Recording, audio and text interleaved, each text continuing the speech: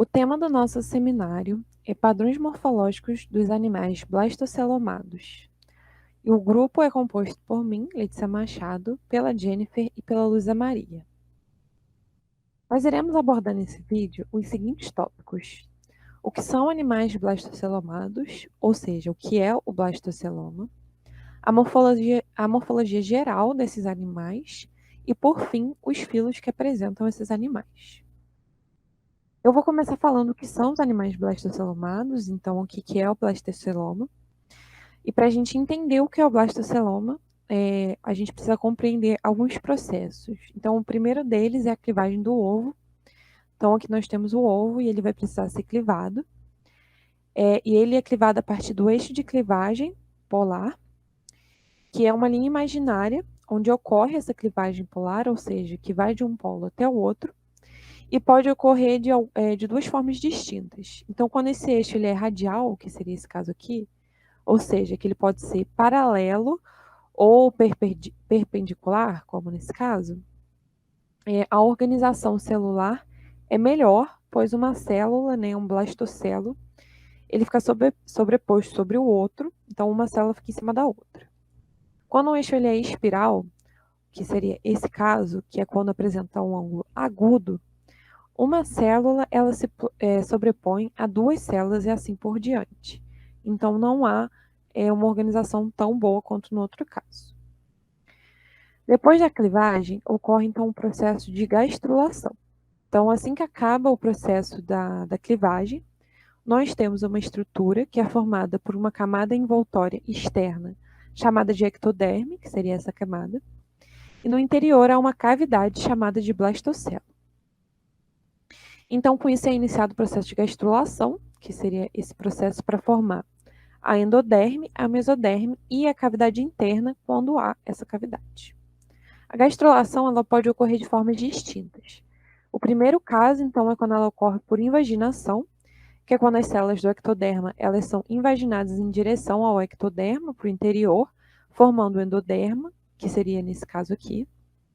A interiorização, em que as células do ectoderma elas se multiplicam e ocupam o interior da estrutura. A delaminação, que é a divisão da lâmina, em que as células do ectoderma elas vão se laminando, formando outras lâminas e ocupando o interior. Tem também a epibolia, que é a migração das células para o interior. E, por fim, a involução, que é o crescimento de células do ectoderma em uma margem do ovo. Depois da gastrulação, temos então, por fim, a formação do mesoderma, que pode ser, primeiro, formada a partir de células mesenquitoblásticas primordiais, que seriam essas, que são células do ectoderma diferenciadas. Elas se multiplicam, vão se afastando em direção ao ectoderma, e ao final elas formam essa cavidade interna que é o celoma. A segunda forma que isso pode ocorrer é através de bolsas do endoderma que formam também uma cavidade.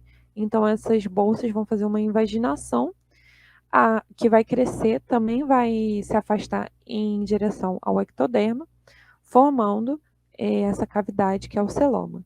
Então, aqui nesse final nós temos a ectoderme em amarelo, em azul é a endoderme, em rosa a mesoderme, e aqui no meio o celoma, que é essa cavidade. Em animais blastocelomados, que esse aqui seria o caso de animais celomados, as células do mesoderma elas não se afastam em direção ao ectoderma, formando essa cavidade. O que acontece é que essas células elas ficam aglomeradas no blastocele e não a fecham completamente. Então, essas células elas vão formar aglomerados, vão ficar espalhadas aqui, esses aglomerados, no blastocele, mas elas não vão fechar totalmente esse espaço. Então, vai ser formada uma cavidade que une o blastocele com esses aglomerados de células mesodérmicas, e essa cavidade vai ser chamada de blastoceloma. Antigamente, esses animais eles eram chamados de pseudocelomados, mas essa nomenclatura agora ela é considerada errônea, porque ela passa uma impressão de que esses animais eles não possuem um celoma, nenhuma cavidade. Mas na realidade eles possuem sim, só que é um celoma diferente dos animais celomados. que seria então o blastoceloma. Agora vamos ver alguns aspectos importantes da morfologia geral dos blastocelomatos. Bom, os blastocelomatos têm uma pseudocele derivada da blastocele embrionária, ao invés de um celoma verdadeiro, como visto antes. Eles possuem uma simetria bilateral, não segmentada e triblástica, com 3 folhetos germinativos.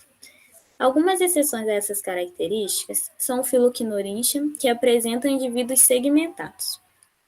Os braços também vão ter os órgãos livres no corpo, presos apenas pelas extremidades.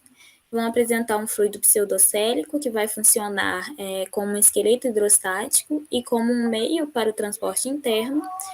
E assim como na disciplina, ao longo deste seminário, vamos apresentar grupos que compõem os braços e estão dentro do grupo dos protostomos. No caso, a gente tem os protostomos, né, com o brastóporo formando diretamente a boca. Então, como eu disse, os braços vão apresentar uma simetria bilateral. Animais bilateralmente simétricos apresentam correspondência entre as partes de seu corpo situadas em lados opostos. Então, no caso, se a gente traçar um corte mediano que passa da região anterior até a região posterior, a gente tem, vamos obter dois lados, uma direita e uma esquerda. Esse é um aspecto importante para os braços celomados, pois influencia em outros sistemas, como no caso, o sistema nervoso. Nesse sistema, os neurônios e os órgãos sensoriais, eles vão se acumular na região anterior do corpo, formando os gânglios cerebrais ou um anel nervo circoentérico conectado ao nervo anterior e posterior. Esses órgãos, eles são derivados do processo de cefalização que acompanhou a mudança da simetria radial para a simetria bilateral. Isso ocorre porque a parte anterior, ela vai ser a primeira a entrar em contato com o ambiente, decorrente do crescimento anterior e posterior, e vamos ter órgãos dos sentidos também que vão estar distribuídos ao longo do corpo, como os poros ciliados, papilas, cerdas e alguns ocelos. Esses órgãos, eles vão permitir uma detecção imediata e também a integração das informações ambientais, como também o tempo de sinapse entre os órgãos do sentido e o cérebro sendo minimizado. Dentre os filos que compõem os animais braçocelomados, a gente vai encontrar rotífera, quinoríntia, o filo nematoda, nematomorfa, loricífera, priapúlida e acampocéfalo.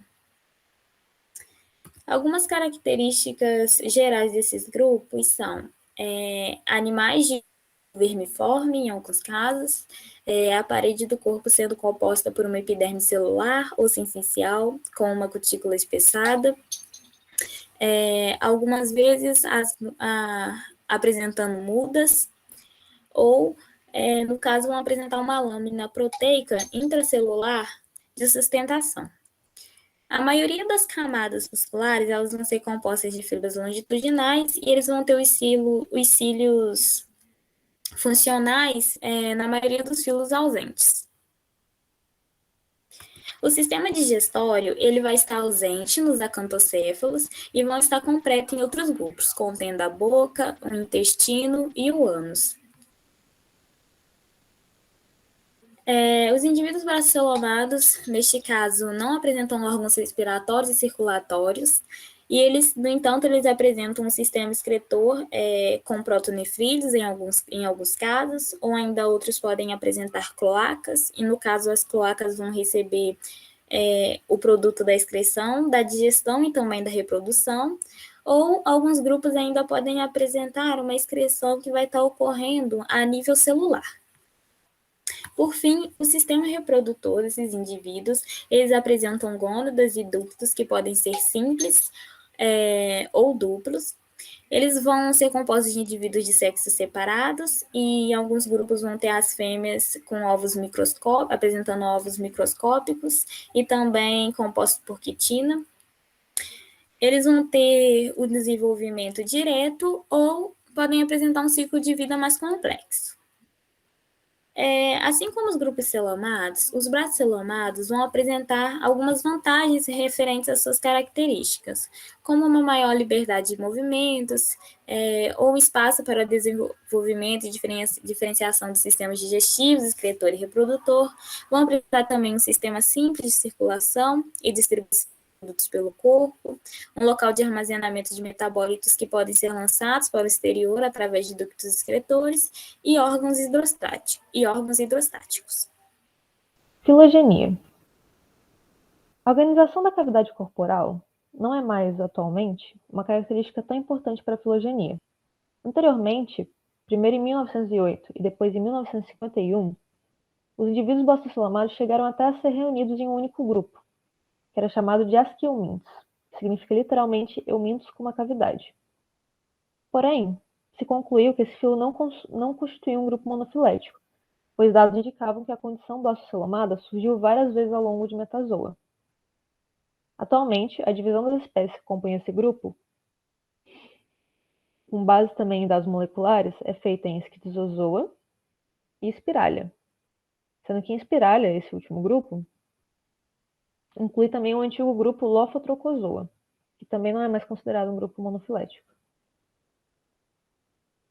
A seguir, vou comentar alguns dos grupos compostos por blastocelomados, como o primeiro Rotífera, que possui cerca de 1.800 espécies descritas. Possui um órgão ciliar determinante na sua extremidade anterior, chamado de corona, que ao se movimentar se assemelha a um par de rodas girando. É ele que dá o nome a esse grupo.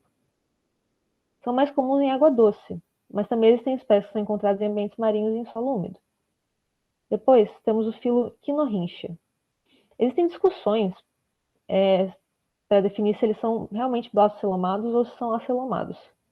Isso porque esses indivíduos, em vez de possuírem uma cavidade corporal espaçosa, parecem possuir várias pequenas lacunas, o que gera essa dúvida. Seu corpo é dividido em segmentos por placas cuticulares, que são muito importantes na identificação das famílias e gêneros. A diferenciação entre as espécies, por sua vez, se dá por detalhes na distribuição de espinhos e cerdas no seu corpo. Nematoda. O filo nematoda é formado por vermiformes, com corpos delgados, circulares e não segmentados.